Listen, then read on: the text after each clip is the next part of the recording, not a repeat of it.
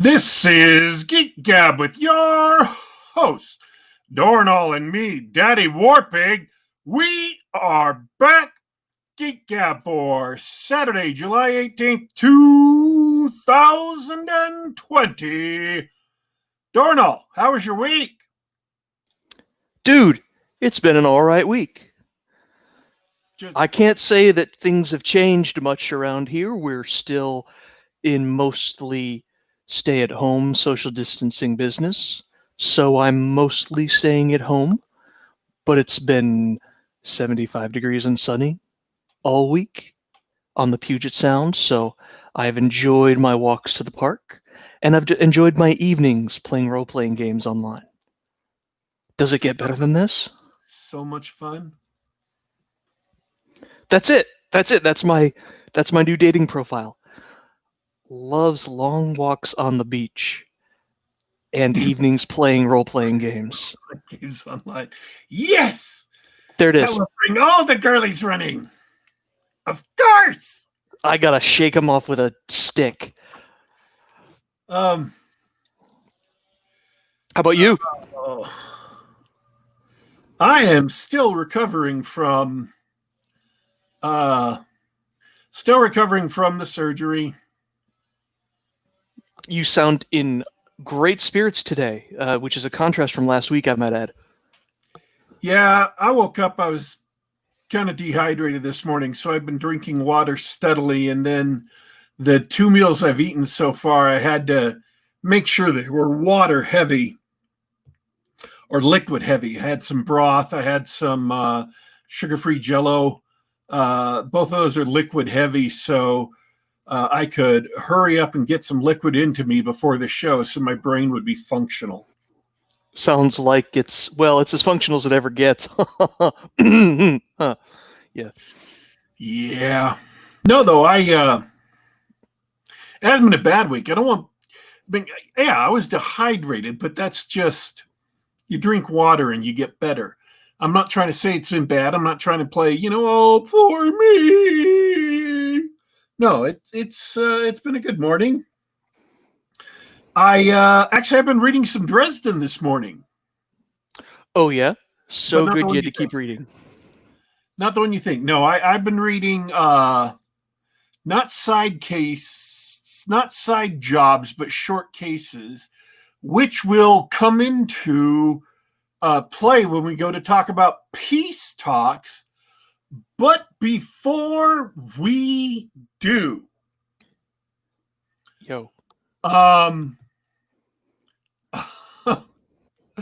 I got taken in by a hoax this morning, man. Tell me about it.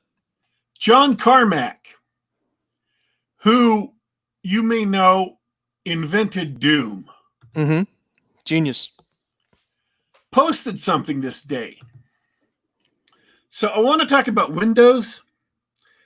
As computers have gotten faster and faster, they've kind of reached the limits of how high the clock speed can be.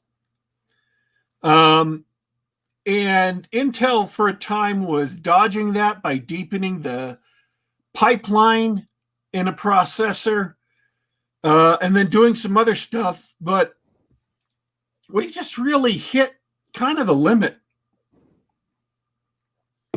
So what they've been doing is increasing the number of cores on a processor. And when that hit kind of its limit, they've just been increasing, other things to try and get around that. So now you have Windows has had to roll with this.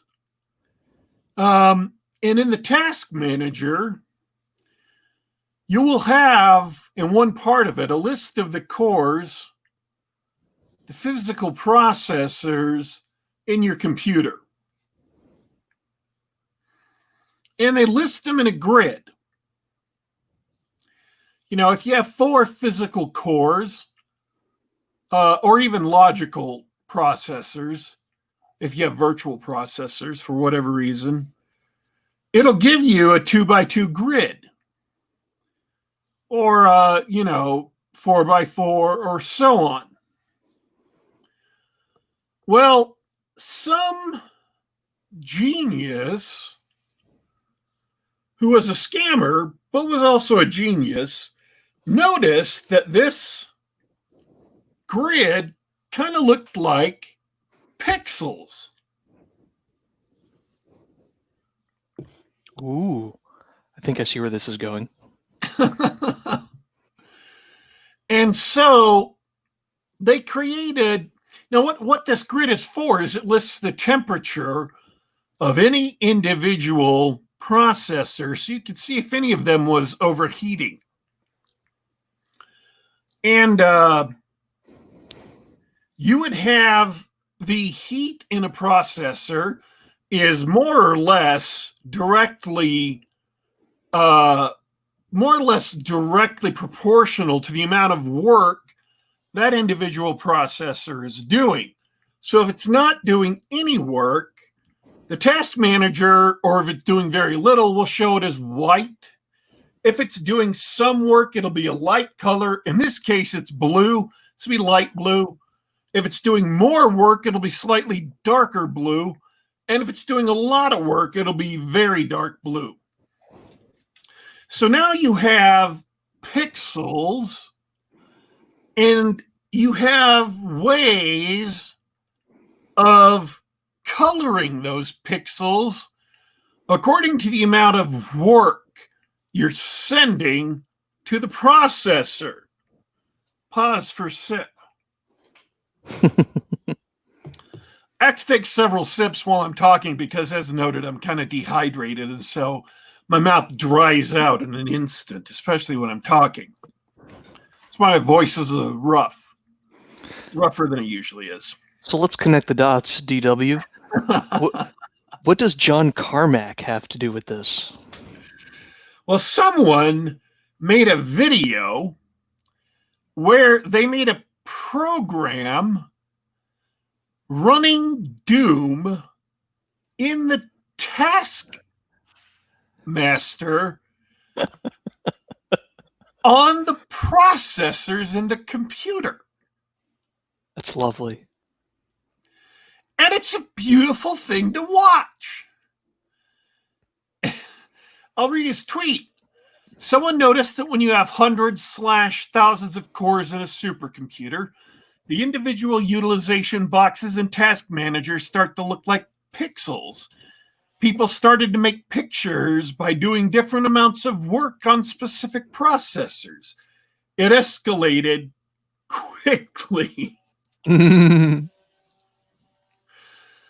So they're using these pseudo pixels to play Doom, not by playing Doom on a core. Right. But by using the cores as a display for Doom. By using the cores as a display by running them hot. A hot core being a dark pixel. Unfortunately, it's actually a hoax. Oh, that's a shame. A person faked it. He's got like a poster on Reddit discovered this. Several people discovered this. And as people keep on pointing out all the hoaxes, the guy keeps on refining the video. As people keep on pointing out errors, he refines the video and posts a new version without that specific error. So very clever. But somebody actually went out, and this is not as visually impressive because the Doom one has a huge number of pixels. It looks like, I don't know, like 30 by 20 pixels. So that's a crap load of cores they're supposed to be dealing with. Whereas the guy who did it for real, and someone did do it for real, has 1, 2, 3, 4, 5, 6, 7, 8 by 8 cores.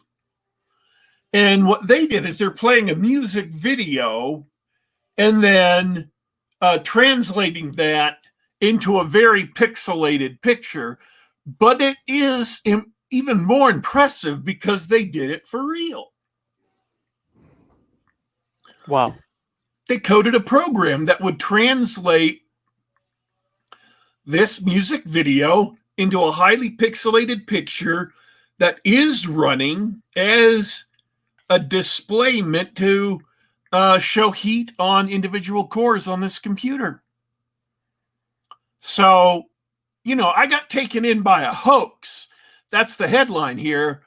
But I also discovered that they're doing it for real. It's not a hoax. This is a real capability of computers, and it's real code that can be written and run, and it can be shown on the task manager. And I think that's just impressive as hell. That's outstanding. That somebody went through and took a hoax, a fake video, and could do it and did it.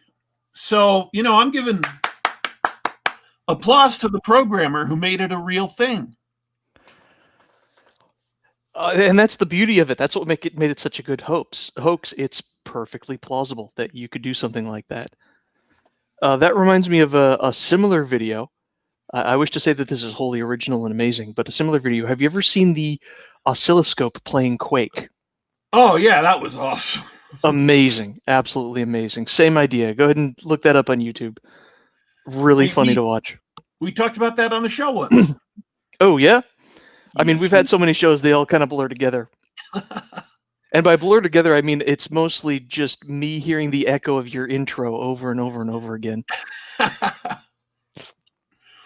So anyways, folks, that's but I just had to tell you, it was impressive as hell watching Doom being played on processors.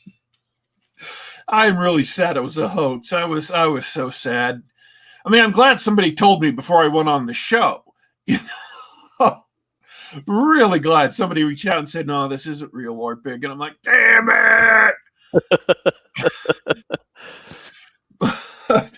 And then I'm also glad that I took the time to go to Reddit, read the guy's posts, and because he's the one who linked to this other guy who did it for real. So, but yeah, impressive as hell. Now, something else I wanted to talk about before we got to peace talks, because I thought this was funny, and I thought it was 2022 at T. Sony's official Twitter account posted a trailer for a game that's coming out in September, supposedly, although maybe not, because it has been yanked after the controversy erupted. And then they took this trailer almost immediately down, but not before somebody downloaded it. Of course. Naturally. And re-uploaded it. It's for a new game. A new game, okay. It's a full motion video game. I thought we banned those after the Sega CD. Because apparently it's 1990 again. Wow. Or 1992, whenever those came out. Yeah, Sega CD, so 1992, right? Sounds about right. And it's called, are you ready for this? I'm seated. It's called Gamer Girl. Also known as Twitch TV, the video game. What's going on? Yeah. So, Gamer Girl, yes, it's Twitch TV. She's the host of a Twitch-like TV show. A Twitch-like streaming show. And but it's like Night Trap, where you're watching the stream and monsters come up from behind and you have to try to stop them or something. Oh, no, you wish. That would be more interesting, I think. You play her mod. Oh, I thought you were going to say you play her mom and try to get her to do something productive with her life. Yeah, something better. She is a full-on Twitch streamer. Female Twitch streamer. And I don't want to be rude to people who have 10 million followers and can send them after me like an army of army ants. But I will say that female Twitch streamers tend to thrive based on certain attributes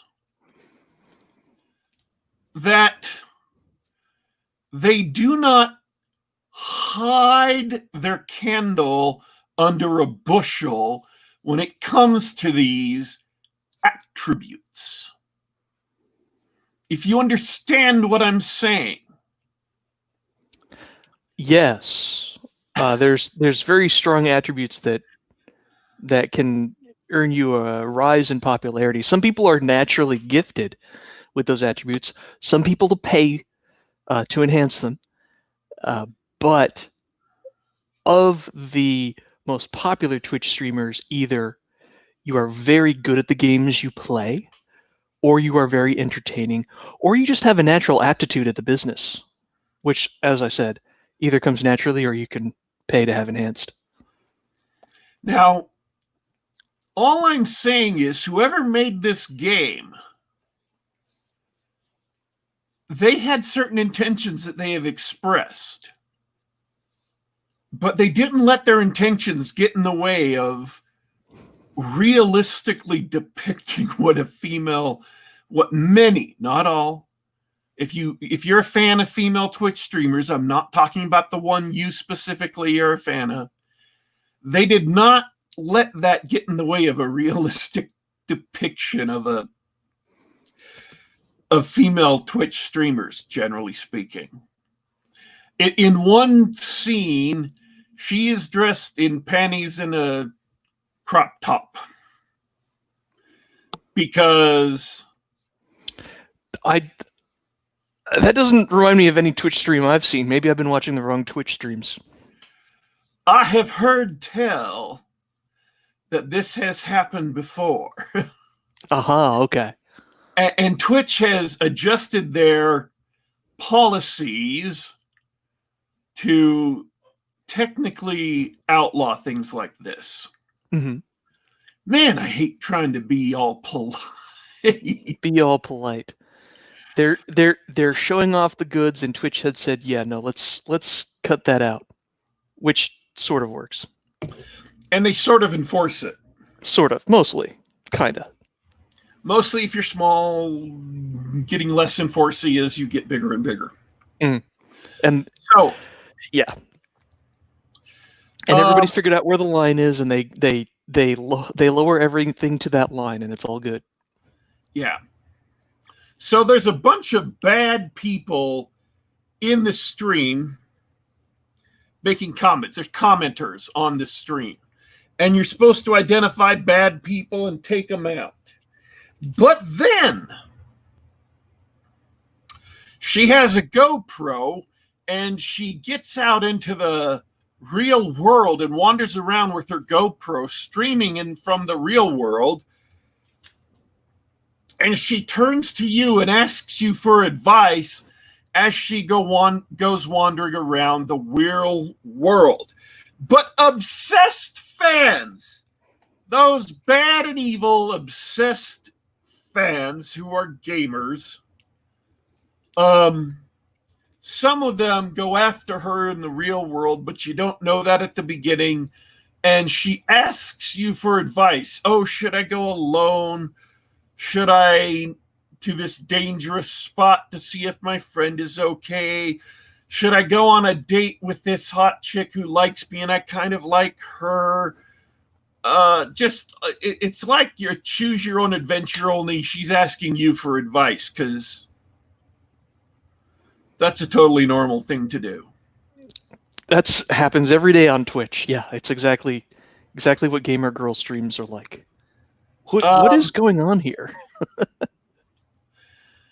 The guy had a real long statement about it, but it's about the show. The game is about toxic fandom and how they attach onto people and yada yada yada.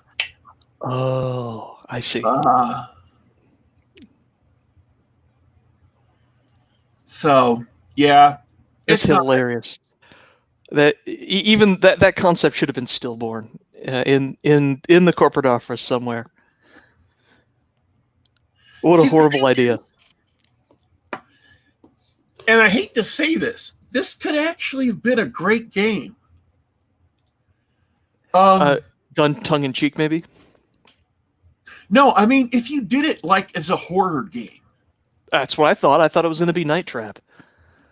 And I don't mean a cheesy, bad horror game. I mean like a legit horror game. I'm going to call you out on that. You've been watching a lot of horror the past couple of months. Is it ever not cheesy? Really?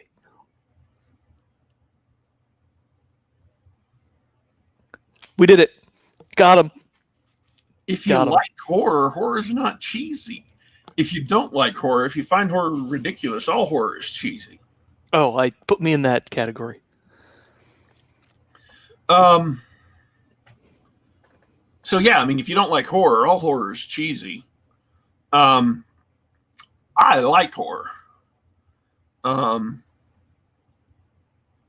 I see what you mean. Yeah, that would be a great setup because you as the player, you're playing either a moderator or a fan, and you become invested in the character, and horrible things are happening, and so you try to stop your favorite streamer from getting devoured by monsters or stabbed by a serial killer or something like that. Like, you could do something with that. That sounds like a great start. Yeah, and I'm not saying it doesn't look like they did. It looks like they did something dumb. And they were way too interested in sending a message. But it could have been a good game. Sure. Or, I mean, and I'm just thinking, maybe this game was actually so bad it's entertaining. That's also possible, too. To where it's just so cheesy as it is. And so dumb. That it might be worth playing just for the hoots and hollers, or maybe a let's player could play through it, and it would be so bad that the audience would just get a thrill out of how bad it is. But yeah, this game could have been good for either of those reasons, but it doesn't look like they hit that. And apparently there was a huge swarm of controversy, which I missed, so I'm guessing it was woke-ish controversy. Oh, well, typical for video games these days. We got a comment in the chat. I don't get this reference. Do you know Futurama very well? I know Futurama, yes. Do you get the reference? Hey, welcome to the show, Crade. I'm really glad you jumped in and joined us on the chat. Futurama style with McNeil. I was hoping you'd get that one. I don't get that one. Maybe he'll explain. I'm gonna have to look this up on the internet. But anyway, that's hilarious. It's just 2020. I mean, the whole company is named like FMV Inventions or FMV Future or something. It's a whole company dedicated to making FMV video games. Springs up. They've made an FMV video game. It's a woke FMV video game. It gets accidentally announced by Sony. All the gamers in the room hoot and holler at it because it sounds dumb and kind of boring. And then the woke brigade goes after the woke video game. And all of a sudden they scrub every trace of it off the internet, and it looks like it might have been canceled. All in the space of like 2 or 3 days. Is that one of the benefits of the internet, that you can do your A/B testing for new projects right away? You know what we call that in software development and other things like that? It's fail fast. Get your concept out there. If your potential customers give you lots of negative feedback, you can say, "Well, all right, never mind. We'll change that up." Fail fast. So, I mean, this looks like a game they actually made and shot on video or whatever, and they're just gonna lose all their money. Oh well. Oh well. Hey, when you're a giant corporation with millions of dollars to burn to just hire an actress to do a bunch of FMV for a game, you can do that. You can take those shots. Okay, so before we do the book, because we need to start the book like right about now, do you want to? No, let's jump into the book. We're out of time. We are way out of time. We're doing the same thing we did last week, where the show was about one thing and it took us 36 minutes to get to the thing. Was it 36 minutes? It was 36 minutes. I did the timestamp the other day. All right, let's stop because it's only been 26 minutes. Now let's go. Let's beat last week's record. Daddy Warpig, we both read Jim Butcher's new Dresden Files novel, Peace Talks. Yes, it's been years since Jim Butcher's released any novel. That's right. He did The Aeronauts Windlass, which I loved. I liked that one too. New steampunk series, and then he disappeared. And we've known for a couple of years that the name of the book was Peace Talks and that he was going to come out with it. But it was a long time. Do we know why? He got married and he moved. Yes, his bio says that he lives in Colorado. He used to be, I think he used to be a Midwestern guy. And Jim Butcher hates moving more than anything in the entire universe. Moving and haircuts, I think. That was a joke. He wears his hair long. Tough room. I think the audience was laughing. Sip.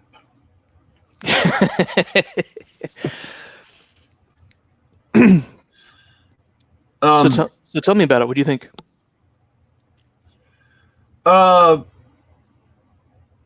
let me get my verdict out of the way. If you like the Dresden Files series and you're up on the Dresden Files series, I would definitely buy this right now and read it. If you've never read the Dresden Files series, I would not recommend this as a jumping on point. I think Skin Game was actually a good jumping on point. Skin Game would be pretty good. I always tell people to read Deadbeat because that's the most fun. That's the most fun Dresden Files. Deadbeat is a great jumping on point. Yeah. Yeah. But that's like book 7, so you can go as far back as book 3 or 4 if you want. So yeah, I actually agree. This is the sequel that fans of the Dresden Files have been waiting for years. It's not to introduce someone to the series. It's chock full of good stuff. It's readable by someone who's first coming to the series, but it's not a good introduction to the setting and the characters. It's got everybody in it, and you do get enough to kind of know who they are, but if you haven't read the series, you're going to be kind of confused because you're not going to have enough background to really know the characters. It feels a little bit like one of those comic book movies with all the cameos of minor characters that only the comic fans are going to get. Yeah, kind of like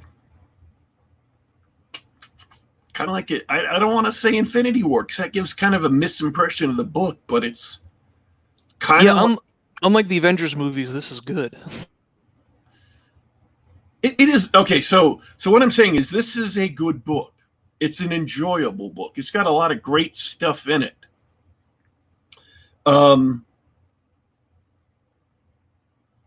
but it's not a comfortable, smooth jumping on point for the whole series. It's not a good standalone book. That's what I'm trying to say. Well, what can we say without doing too much spoilers? How about a quick synopsis? How would that work? It's a book called Peace Talks. It revolves around peace talks, and Harry Dresden is in the mix. If you've read any Harry Dresden novels, you should know by now that things go sideways and the peace talks don't go off well. That's not a spoiler. That is primitive pattern recognition. That's what you're signing up for. That's why you bought the book. You know that. You have to know that.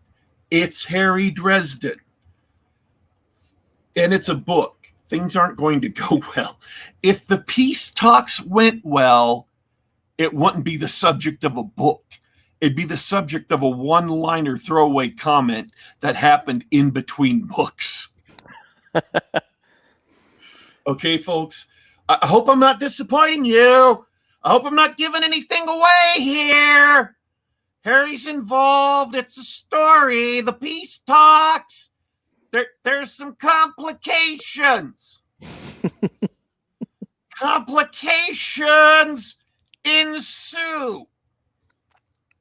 And as Harry is fond of pointing out over and over again in his book, complications in Harry Dresden usually looks like buildings blowing up and firebombs and things, which could happen. You never know.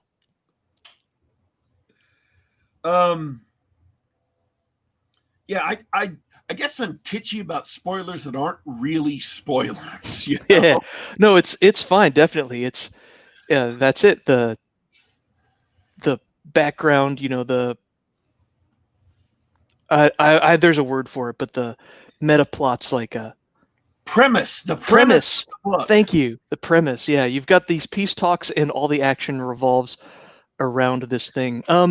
If you're not familiar with the setting, it's an urban fantasy setting, sort of like the World of Darkness role-playing games. So the peace talks are among supernatural nations, for lack of a better word. So there you go. All the supernaturals are getting together, and crazy stuff is going to happen. We can list a few of them if you like. There is vampires of a couple of different kinds. There are the White Council of Wizards, human mortal wizards. There are the Sasquatches and Yetis who are trying to get added to these accords for the first time. There's the Summer Court of the Sidhe. There's the Winter Court of the Sidhe. There is also the Fomori, who are various groups of people who live under the sea who have banded together. You can step in for the ones I may have missed. There's the Svartalf, who are short little guys, tinkers, very, very powerful. There is... There's other Norse mythology involved as well. There's Valkyries and Einherjar, and Odin might show up, All of these beings are signed to a massive peace treaty that's lasted for over 1,000 years that details various protocols on how they can interact. And it doesn't forbid war between them, but it does set up kind of like the four Geneva Conventions. It sets up rules by which war can be conducted to keep the supernatural world from going to all-out war.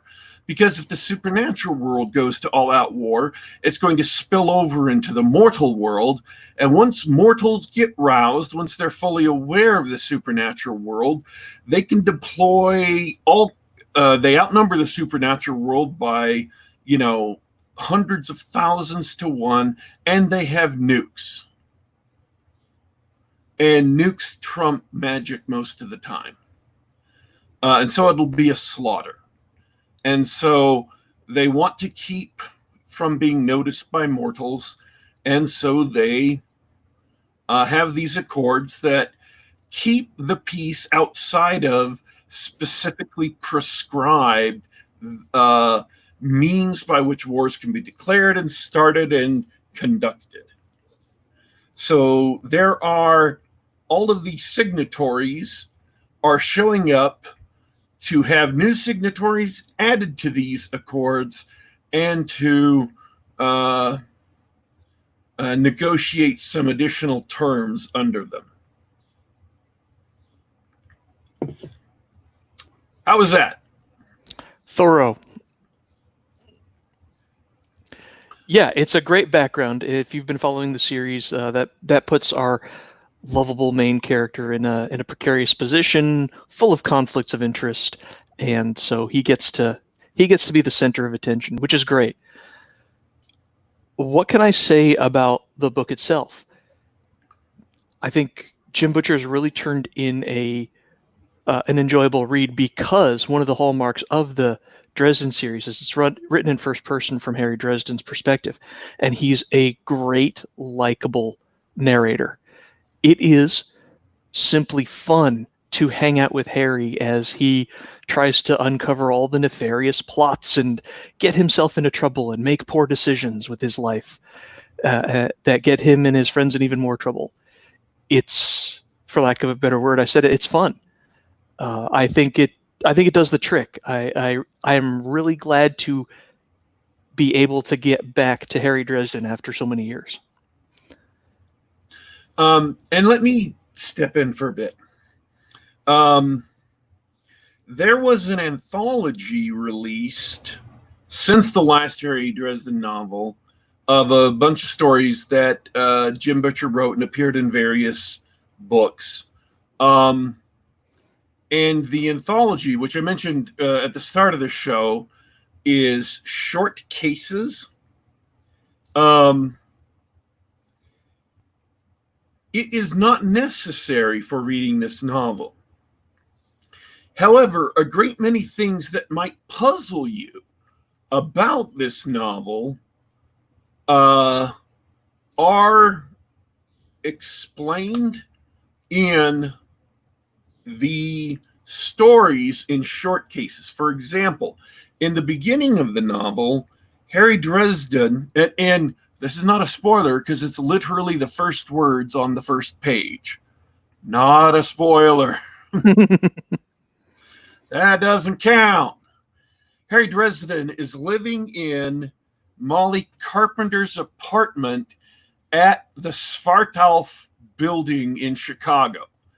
And you might be thinking, well, that's kind of weird. Why does Molly have an apartment at the Svartalf building in Chicago? Why? What are the Svartalf? Why do they have a building in Chicago? Well, that's covered in a couple of the stories in this one anthology. So I hadn't read this anthology. I'd bought it a couple of years ago. I hadn't read it because, as has been previously mentioned on this show, I'm busy as heck and I don't get around to reading things nearly as quickly as I would like or ever. But after reading after reading Peace Talks, I thought, man, I should probably read that too, just so I can get all caught up. And I read it and I was like, oh, well, that's where that comes from. Oh, well, that's where this comes from. Molly at one point mentions, oh, I was out collecting tribute for Mab, because Molly is the new Winter Queen. And then I'm reading in through this anthology, and one of the stories is about her collecting tribute for Mab. So if you want to know what that is about, it's a story in this anthology. If you want to know why she has an apartment in this Svartalf building, it's a story in this anthology. Harry mentions going to the zoo with his daughter and mouse. If you want to know what that's about, guess what? And I'm sure you recognize the pattern. It's It's a story. Geek Gab, we recognize patterns. That's our job. So yes, a lot of these things that you might otherwise be kind of curious about are stories in this anthology. So I'm not saying this anthology is necessary to understanding this book, but once you've read it, if there are some things that you feel kind of confused about that you might need cleared up, read the anthology. I'm going to have to do that. Also, and I may not have mentioned this before now, the stories in the anthology are entertaining and fun, too. If you care, I do. They're entertaining and fun. I realize I'm giving a bad review of the anthology, but yeah, they're entertaining and fun. You know what? That's all you need out of a review. You go on those Amazon reviews and they're like paragraphs of, oh, blah, blah, blah, blah. No. Was it good? Did you like it? Would you recommend I read it? Yes. Done. Go. I would recommend you read this anthology. It is fun. It is entertaining. It is even a hoot and a holler, I would say. And I think that's the author's signature at this point, because there's a lot of catching up with characters in this book, and Jim Butcher, through the entertaining and fun narrator, makes it fun and entertaining. There's lots of setup for the peace talks. He's got to put all the pieces on the chessboard together, and arrange it so that the payoff is satisfying. And it's fun the whole time. I honestly don't know how he does it. One of the stories in the anthology is Butter's first quest as a Knight of the Sword. That sounds great. And he's doing it solo. And it is a great little story. And you're proud of the guy. You're proud of the little guy at the end of it. Yeah, Butters is awesome.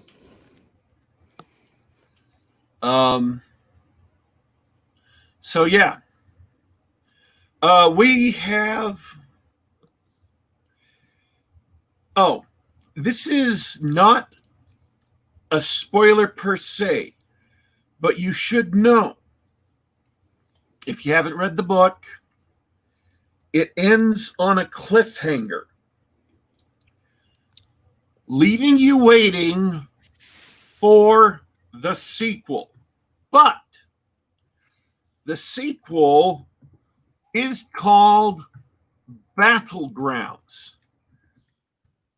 And as I am speaking to you right now, or excuse me, it's called Battleground. And as I am speaking to you right now, I am looking this up in Amazon. It will come out on September 29th. So yes, it is a cliffhanger ending. But the cliffhanger book is coming out in just a couple of months, and you will get that resolved. So you don't have to put off reading this book for years if you're the kind that can't handle or can't stand cliffhanger endings. Battleground. September 29th.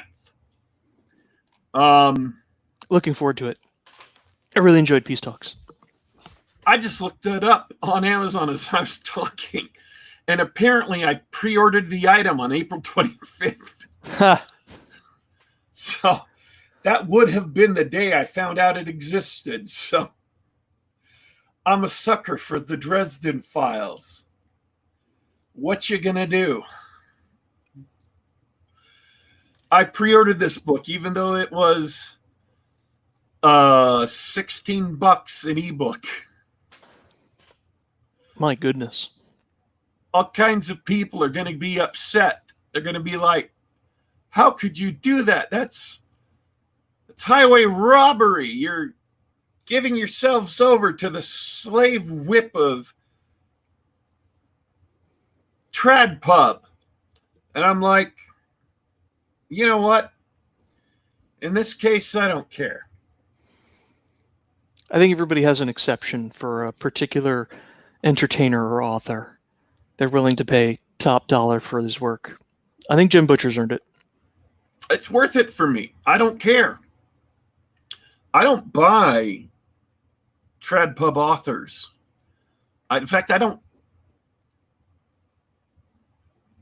I guess if you call band trad pub, I buy like John Ringo and Larry Correa and some of the others. But yeah, Jim Butcher is the only one I would ever shell out that much money for. I just don't care. I will willingly shell it out. I happily shell it out. So that's my measure for this book, folks. You ask me, hey, you shelled out $16 for an ebook. Do you feel like you were ripped off? No, I was happy to spend the money. In fact, if I had to spend it again, knowing what I know now, go back in time, say, okay, you're going to spend it again, I would spend it again. So take that as a recommendation for what it's worth. That's how much I enjoyed the book. I would willingly spend the $16 again. And I couldn't say that about every book.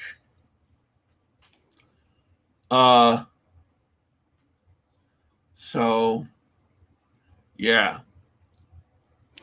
Good times. I hate to be a downer. Is there anything you didn't like? The beginning felt a little weak to me. Mm-hmm. Not super weak, but a little weak. It took a little while to get going. I understand we were catching up with people and stuff, but I experienced the same thing. It felt like the first act ended at around page 70, which felt a little long to me, but I had to tell myself that he was putting a lot of pieces on the chessboard for the mayhem. I think it was really up until chapter 4. It just felt weak, and then after that, things kind of picked up. Yeah, that's his true strength. When everything gets rolling, you can't put the book down. I stopped after page 70. It was a good breaking point.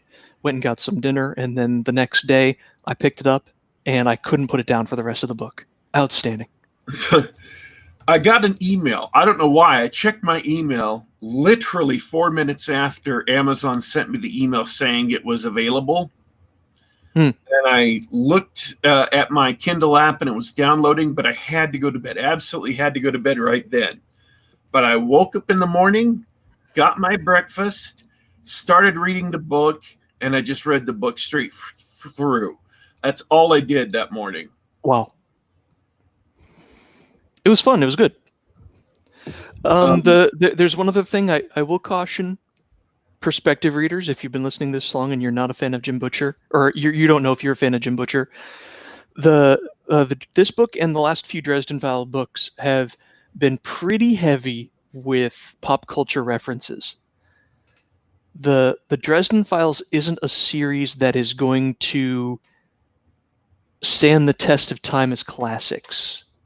It's going to be tough to revisit those books 40 years from now and really get a lot of the humor and the situations. The writing is excellent, but if that sort of thing turns you off, Star Wars references, whatever, then maybe you wouldn't like that sort of thing. I know at least one person who quit the series because of that, and that comes up a bit in this book. But it's so entertaining.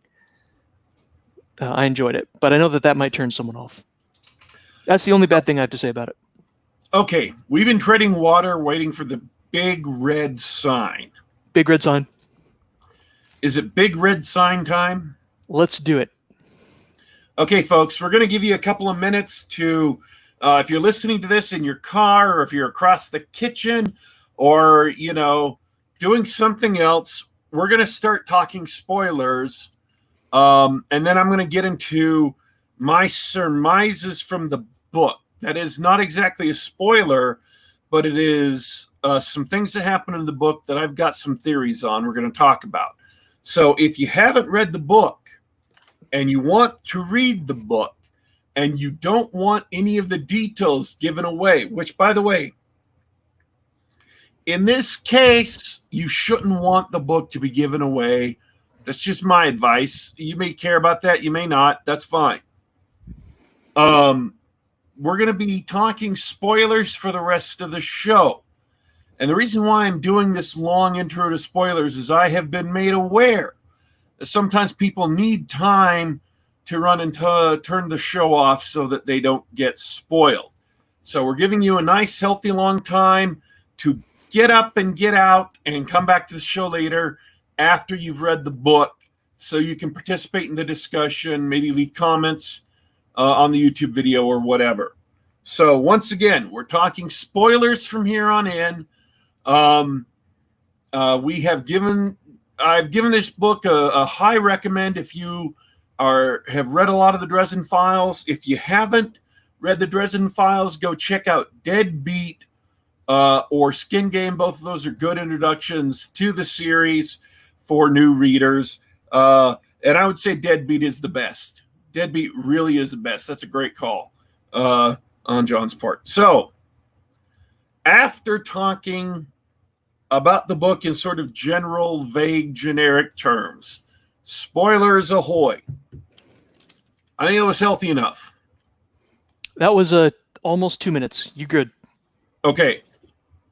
Best I could do, folks. We already have. Thanks for hanging out in the chat, guys. I hope you're still here to hear this. A couple of people have actually dropped because of the warning, so they appreciate that a lot, and it's great to have you guys listening in. All right, DW, what do you want to talk about?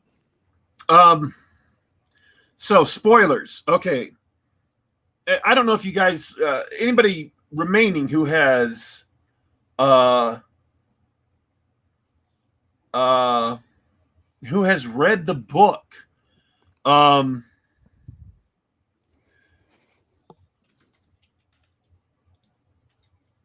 just as a review. Let's start with just as a review instead of, analysis of things. I did think the first 4 chapters were, I'm not saying they were bad. They had some strong points to them, but I did feel like they were weak. And I didn't go back and reread them to point where individual points of weakness were. And I can't even explain what was weak about them to that extent. It just like they weren't sharp. They weren't as punchy. Just the whole thing, they just weren't holding my attention as much, I guess. Do you have one as an example? No. Fair enough. I wish I did. It's all right. So what does that mean?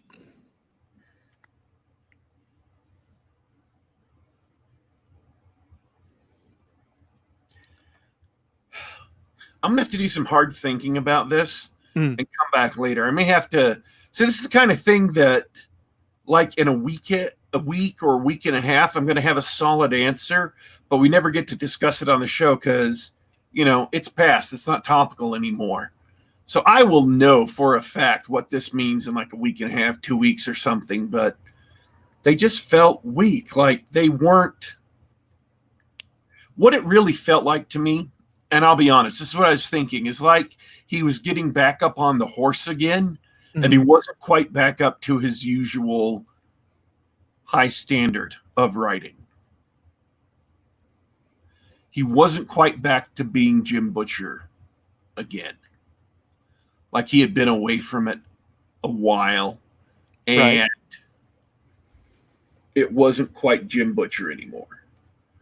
But then, past chapter 4, things got back into the swing of things. I'm not saying it's even like what was happening in the book. It just didn't feel like he was back in the groove yet. I'm not saying that's literally what happened. That's just like how it felt. Sure. I mean, I think that was partially due to what, like you said, he'd been out of it for a while, and also what he was doing, because the Dresden Files have very exciting second and third acts. The way it all comes together, and the way Harry gets himself out of his often self-inflicted predicament is entertaining, and you're fun to have along the ride. But this book was structured a little bit differently too. There's a lot more setup. There's the peace talks, which he had to establish at the beginning of the book, with some awkward exposition, and all the different players, right? Because we had to establish that he is the Winter Knight, and so he owes Queen Mab, favors. Queen Mab has asked him to do favors for the Queen of the White Court of Vampires, a succubus, and that has to do with his brother, who is also an incubus, and it's a bit of a soap opera in that respect. But the idea is that he's just got to set up all these interlocking pieces, and in some cases plot devices that he can use later to make the second 2/3 of the book really exciting. I think he pulls it off, but yeah, it's like here's all these people. You've got Queen Mab, and then he also, throughout the whole book, does a little bit heavy on the cameos, right? We can't have a Dresden book without seeing Michael. We can't have a Dresden book without talking about the Knights of the Sword. We can't have a Dresden without seeing Butters and mentioning, oh yeah, there's this book with werewolves in it, Skin Game, and like let's check in on how the werewolves are doing. There's a little too much of that. This reads to me, and I'm going to be a little more charitable to Jim Butcher here. This reads to me like an apology letter to his fans. It felt like fan service. Like, hey guys, I know it's been a long time. Here's all your characters. Everybody gets a cameo. That sort of thing.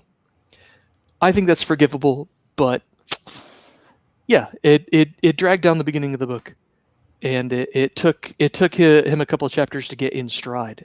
But it was fun when it got there. What do you think?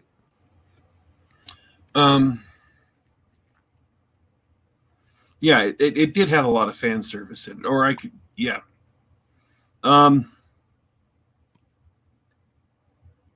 Oh yeah, absolutely, James McCormick.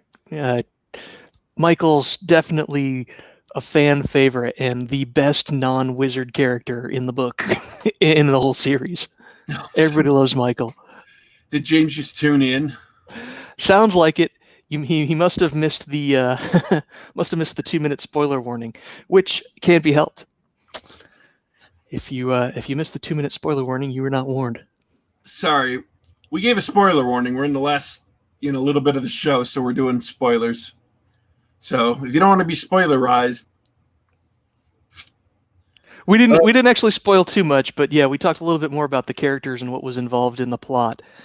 And so yeah, the Jim Butcher's getting back to form. We both agree that the setup, the Act 1, was a little slow. But what did you think about the new threat? I didn't know it was a cliffhanger until I read the book. And when you get to the end and they introduce a brand new monster at the very end, and I went, that's funny. You don't introduce a monster like that at the very end of a book. What's going on here? And then we got to the cliffhanger and I went, no. What did you think? I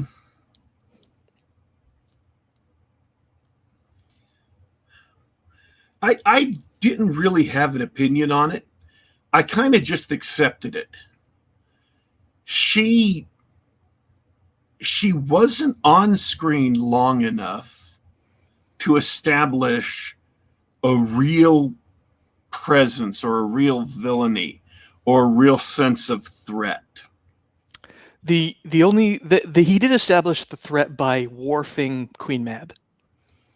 Remember Star Trek Next Generation? Every time they needed to establish an alien as a threat, they'd have him beat up Worf. And unfortunately, as a result, Worf, I don't think he's ever won a fight. Here's the thing. Yeah, he warped Queen Mab. Like, here's a new big bad. Watch her kick Queen Mab through 3 walls. That's not as like Nicodemus. All right.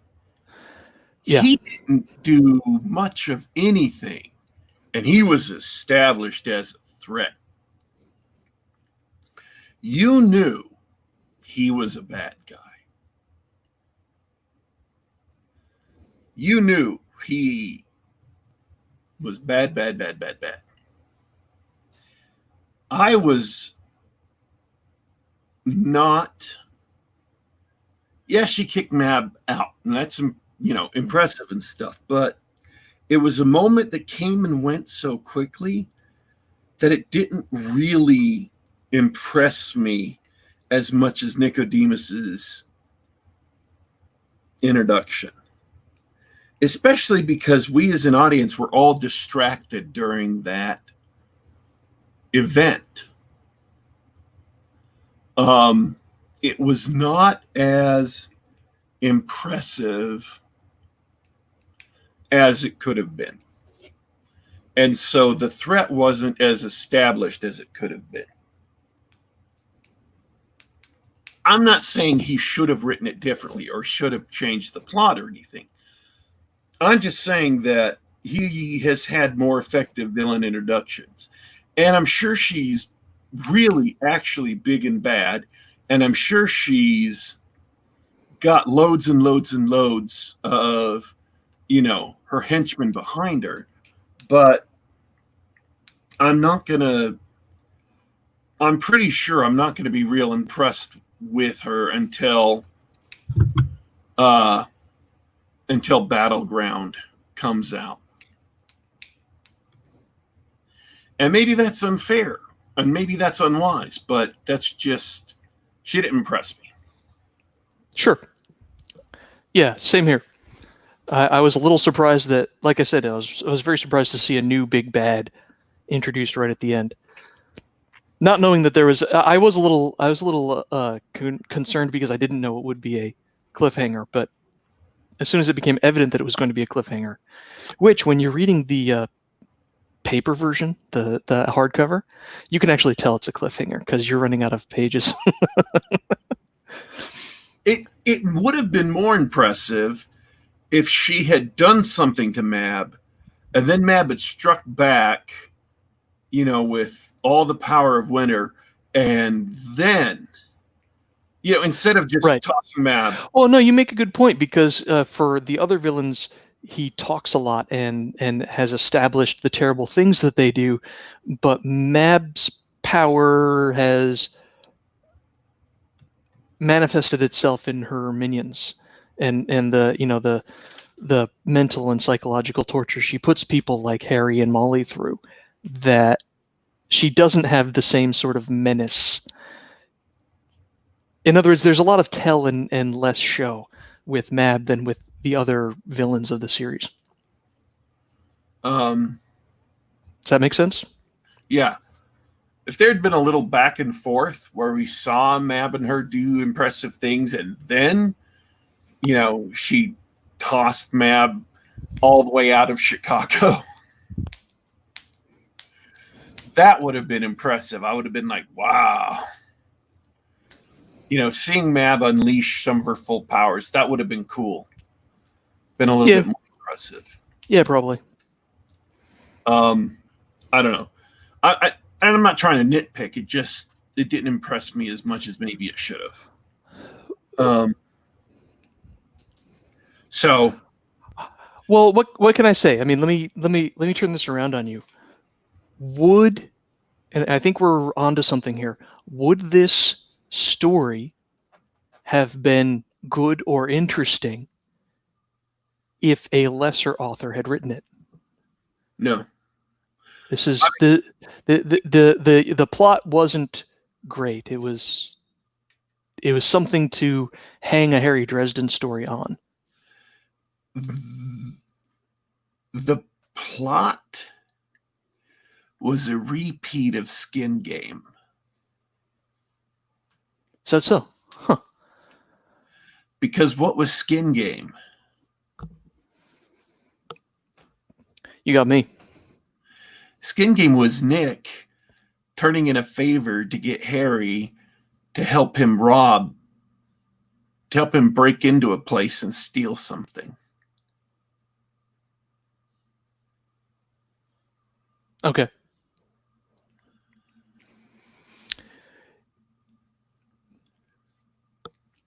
Well, for different reasons, but it's kind of recycled.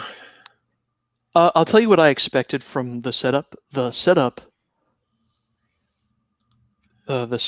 is that there's all these pieces on the board, and there's going to be peace talks, and we know that they all are at each other's throats, and at least one of the parties, the Fomori, has been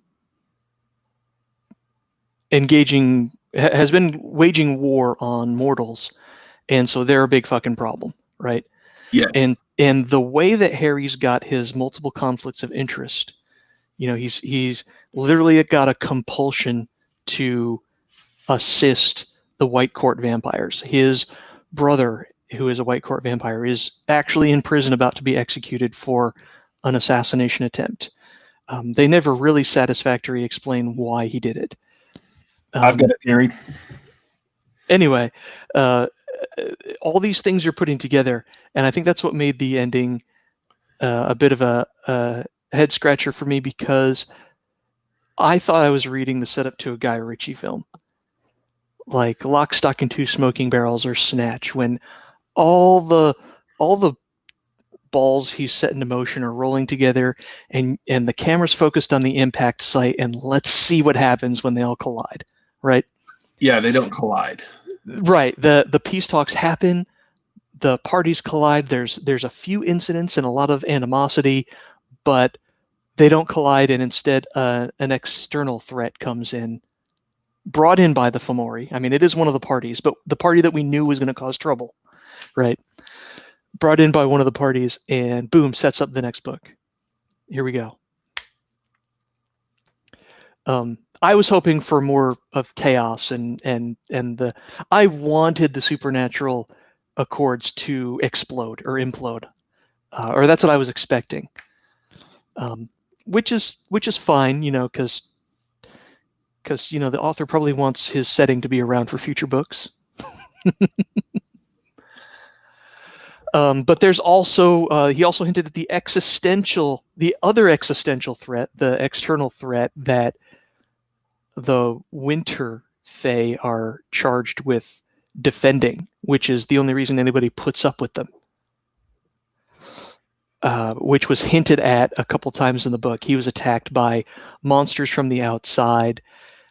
It seems to be that the Fomori are in league with the outsiders, which is sort of hinted at as some sort of either satanic or Lovecraftian alien, just something that hates the world and will tear it apart, that sort of thing. And so that's only hinted at, which is, I guess that's fine. I guess that's to be expected. But he's gonna have to pay that off one day. So that brings me to my first surmise. This is just not just. This is my first surmise. The outsiders are clearly working in league with the Fomori, and so I think that this Titan has gone crazy just like all the other people who have been touched by outsider influence. And I think that explains why now this Titan completely disregards being detected by the mortal world and is willing to throw the entire supernatural world into full knowledge of the mortal world. Sure. I think they have. Yeah, I agree completely. Why would she do it now? Like, why would she wait until 2020 or whenever to do this? We've seen it with Maeve. We've seen it with whoever was leading. I can't remember whoever was leading the White Court Rebellion. Gone crazy. And I am going to tell you who's behind Thomas Wraith's attack on the Svartalfs. At the beginning of the book, he says, and Harry says to him, no, it's okay. Justine, I know, I'll go take care of her. And at the end of the book on the island, he turns up to Harry and says, and Harry says, no, Justine, it's okay. She's fine. She's safe. Harry is assuming way too much. Thomas Wraith is not saying Justine. He is saying Genoskawa. Genoskawa was threatening Justine or other people close to Thomas Wraith and coerced him into attacking the Svartalf, and this is his first move in getting revenge against Harry. In the book, they mentioned that despite the fact Harry reduced him to ketchup, that he was alive and well, and they warned him specifically that he was coming back for revenge, that he was going to be there, and this is his first move in his revenge plot. Ooh, I like it. I hadn't picked up on that. Yes, I like it. It seems plausible, and it seems likely, and that's the thing I really didn't pick up on. It seems likely that he wasn't saying Justine, and by the law of conservation of characters, Genoskawa is the best fit for that. He was mentioned too many times in the book for it to be a coincidence, I think. I think so too. Good call. You should be an author. So that, ladies and gentlemen, is not a spoiler because it's not in the book, but it is my surmise that will retroactively spoil part of the book a little bit. Tiny. Oh yeah, and you can't understand it without understanding all the spoilers. So yeah. So all right, now that we've alienated everybody who hasn't read the book yet, do you have any other intuitions or ideas insights to enlighten us? No. Those are the two I gleaned from the book so far. Is that the Titan is outsider touched? She's gone nuts like everybody else, and Genoskawa put Thomas up to it, and he's coming for Harry. Oh, good. That'll be a perfect stray bullet heading for Harry's head as he tries to take care of the Titan. Sounds like just the sort of thing Jim Butcher likes to put in his Harry Dresden books. That'd be a heck of a thing to happen during Battleground. Oh yeah, it'd be a shame if it all came at him at once. And maybe that collision we were hoping for, those things coming together will actually happen during Battleground. That would be great. That would be more satisfying. Yeah, James McCormick, the guy who joined us late in chat, said something that I had also been thinking when I got near the end of the book, that I think this feels like a book that got a little too long, and instead of being edited down, they decided to make 2 books out of it. 2 books. Yeah. I thought this was a Tolkien kind of situation. Right. He might have been able to do Peace Talks in the Aftermath as a single volume. It might have felt rushed. It might have been good. Who knows? Maybe when he decided to introduce the villain the way that he did, it just looked so much better to arrange it as a second book. So it is an enjoyable book, though, even though it's kind of the first half of a. Yeah, as we discussed, it's got its flaws, and this will be my final opinion for those who have read the Dresden Files and like spoilers and everything like that. It is flawed as a standalone book, but Jim Butcher's back, Harry Dresden back. It's a lot of fun to read, and he's such an enjoyable narrator that you love the ride. Read it. Get ready for Battleground in September. Yeah, that's my opinion. We ready to take off? I think we're done for the week. That was a lot of fun, Daddy Warpig. Thanks for hanging out with me on the Saturday, and I appreciate everybody who's checking us out later on iTunes and all that, and everybody hanging out in the chat. It was fun to talk about books and funny video games and things like that. It's always good to be around, but I'm out for the week. All right. I want to thank everybody who tuned in live and everybody who will listen later.